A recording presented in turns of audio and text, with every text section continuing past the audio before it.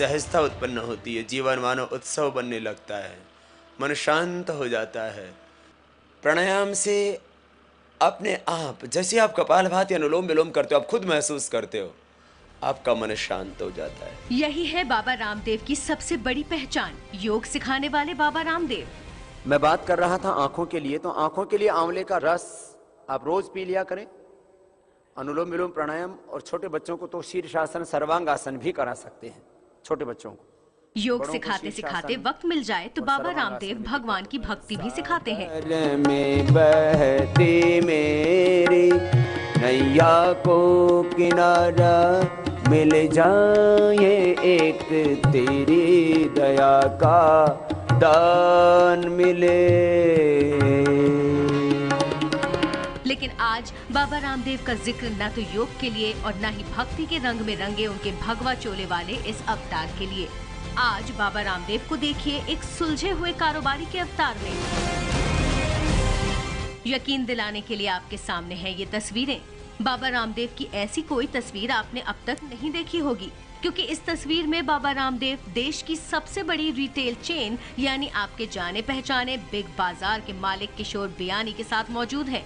मामला योग का नहीं बल्कि एक सौदे का है, जिसका ऐलान करने के लिए दोनों शख्सियतें मीडिया के सामने आई हैं। बाबा रामदेव और किशोर बियानी के बीच हुआ है एक बड़ा सौदा। बाबा रामदेव की देखरेख में चलने वाली कंपनी पतंजलि आयुर्वेद लिमिटेड और बिग बाजार को चलाने वाले फ्यूचर ग्रुप के बीच हुआ है करार, और इस करार से आपको अपने ही बिग बाजार में मिल जाएगा शुद्ध और सुरक्षित पतंजलि के उत्पादों का पूरा संसार। करार ये हुआ है कि देश भर में 700 से भी ज्यादा बिग बाजार के स्टोर्स पर अब पतंजलि आयुर्वेद के प्रोडक्ट्स भी मिलेंगे। इन प्रोडक्ट्स में शैम्पू से लेकर घी, तेल और जूस भी शामिल हैं। इसके बदले में बिग बाजार को मिलेगा 1000 करोड़ रुपए का कारोबार, जबकि पतंजलि को मिलेगा बिग बाजार के 33 करोड़ से भी ज्यादा ग्राहक। हमारे यहाँ साल के 35 करोड़ लोग कस्टमर फुटफॉल होती है। हम लोग बड़ी से बड़ी कंपनियों का माल बेचते हैं, और एक ऐसी कोई इंडियन कंपनी नहीं थी जिसके साथ हम लोग ये और इतनी वैरायटी ऑफ प्रोडक्ट्स हो जिनके साथ काम करें। तो हमने इनको आश्वासन दिया है कि विद इन 20 मंथ्स हम लोग 1000 करोड़ का कारोबार साथ करेंगे इनके साथ में। क्योंकि आचार्य जी से मैंने लास्ट 2 मीटिंग में इतना सीखा, शायद हमने हमारे लास्ट 25-30 सालों में इतनी मैनेजमेंट की बुक्स पढ़ के नहीं सीखा। 5 सालों में फूड एंड हर्बल कॉस्मेटिक्स में वर्ल्ड की सबसे बड़ी कंपनी होगी पतंजलि, और ये देश का तो सबसे बड़ा ब्रांड होगा ही होगा। अभी स्वदेशी रिटेल चेन में जैसे बिग बाजार में था, ऐसे ही विदेशी जो रिटेल चेन्स हैं उनमें भी पतंजलि की धूम मचेगी। किशोर बियानी जैसे सधे हुए कारोबारी ने रामदेव के साथ हाथ मिलाया है तो इसकी भी वजह है, लेकिन इस वजह को समझाने के लिए आपको बिग बाजार को चलाने वाले किशोर बियानी की कारोबारी समझ का अंदाजा होना जरूरी है। साल 2001 में 3 स्टोर्स के साथ बिग बाजार की शुरुआत करने वाले किशोर बियानी ने महज 15 साल में 245 शहरों में अपना कारोबार फैला लिया। इस वक्त 700 से ज्यादा बिग बाजार स्टोर्स कामयाबी के साथ चल रहे हैं।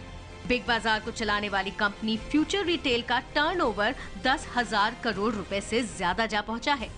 यही नहीं, बिग बाजार ने भारतीय ग्रुप के 126 इजी डे स्टोर्स भी खरीद लिए हैं और अब वो उसकी रिटेल चेन का हिस्सा है।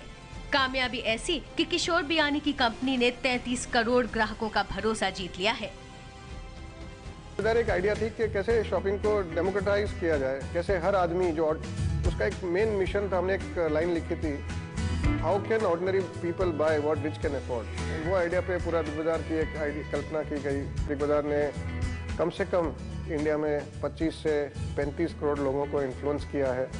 और आज ऐसा लग रहा है कि जो सोच से हमने बिग बाजार चालू किया था कि शॉपिंग को डेमोक्रेटाइज किया जाए, तो 35 करोड़ लोगों को इन्फ्लुएंस करना इस देश में अगर बिग बाजार ब्रांड ने किया है, इसलिए बिग बाजार हमेशा इंडिया में तीसरे नंबर पे हमेशा आता है सर्विस कैटेगरी में। सुना आपने, यानी बड़ी योजनाओं और बड़े सपनों को जमीन पर उतारने वाले किशोर बियानी कभी कच्चे सौदे नहीं करते, और यही वजह है कि सारी दुनिया के सामने अब बस एक सवाल यही है कि आखिर बाबा रामदेव के साथ किशोर बियानी ने कारोबारी सौदा करने के लिए हाथ आगे क्यों बढ़ाए? इसके लिए आपको बाबा रामदेव की कारोबारी दुनिया में चलना होगा। इससे पहले कि हम इस दुनिया का लेखा जोखा आपके सामने रखें, देखिए कैसे खुद बाबा रामदेव हरिद्वार में चलने वाले अपनी कंपनी पतंजलि आयुर्वेद की दुनिया की कहानी सुना रहे हैं।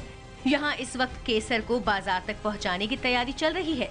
शुद्ध कश्मीरी केसर पतंजलि के माध्यम से लोगों को कई वर्षों के आग्रह के बाद उपलब्ध करवाई गई है।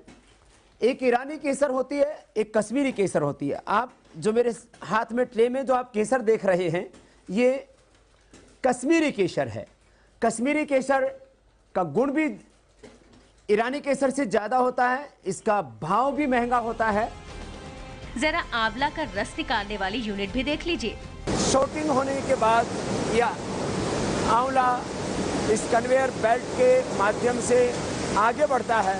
इसके बाद आंवले की गुठली निकाली जाती है। यहाँ तक कैसे पहुँचा बाबा रामदेव का कारोबार, ये बताने से पहले आपको उस दौर में ले चलते हैं जहाँ बाबा रामदेव सिर्फ अपने योग शिविरों के लिए जाने जाते थे। 1990 के दशक में बाबा रामदेव ने योग की दुनिया में कदम रखा, लेकिन उनकी पहचान बननी शुरू हुई 2000 के पहले दशक में। टीवी चैनलों पर बाबा ने योग क्लास शुरू की और देखते ही देखते भारतीय जनमानस में योग की अलग जगह दी। लंबा गहरा श्वास भरते हुए, प्रभु तेरी शरण है।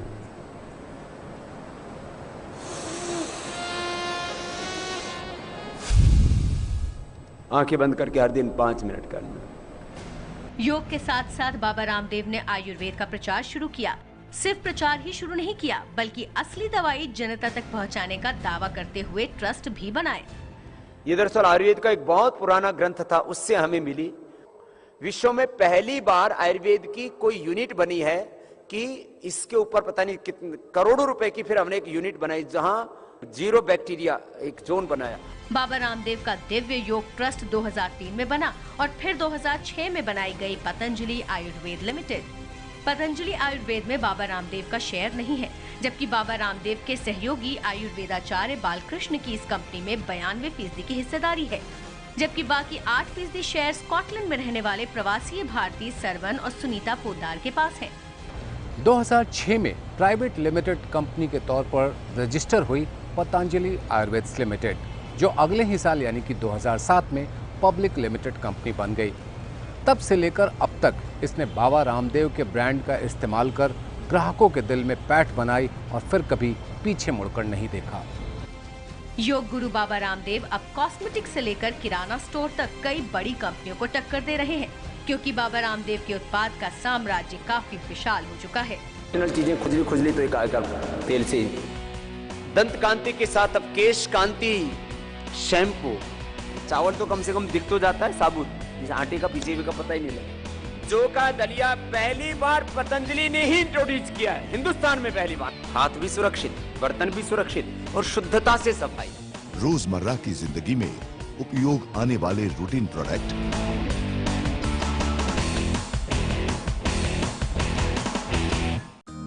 डिटर्जेंट से लेकर टूथब्रश तक, साबुन से लेकर सरसों के तेल तक और आटे से लेकर आंवले के मुरब्बे तक, शायद ही कुछ ऐसा हो जो बाबा रामदेव की पतंजलि आयुर्वेद कंपनी ना बनाती हो। रामदेव के कॉस्मेटिक से लेकर किराना स्टोर तक बढ़ते कदम के पीछे है उनके कारोबार की दिन दूनी और रात चौगुनी तरक्की। कंपनी के सालाना टर्नओवर ने जो छलांग मारी है, उसे समझने के लिए इन आंकड़ों पर नजर डालिए। टाइम्स ऑफ इंडिया में छपी रिपोर्ट के मुताबिक साल 2012 में रामदेव के पतंजलि आयुर्वेद कंपनी का सालाना टर्नओवर करीब 450 करोड़ था। 2013 में टर्नओवर 2 गुने से थोड़ा कम 850 करोड़ पहुंचा। 2014 में सालाना टर्नओवर 112 करोड़ तक पहुंच गया और 2014-15 वित्तीय वर्ष में कंपनी का सालाना टर्नओवर 67% की छलांग के साथ 2000 करोड़ पहुंच चुका है।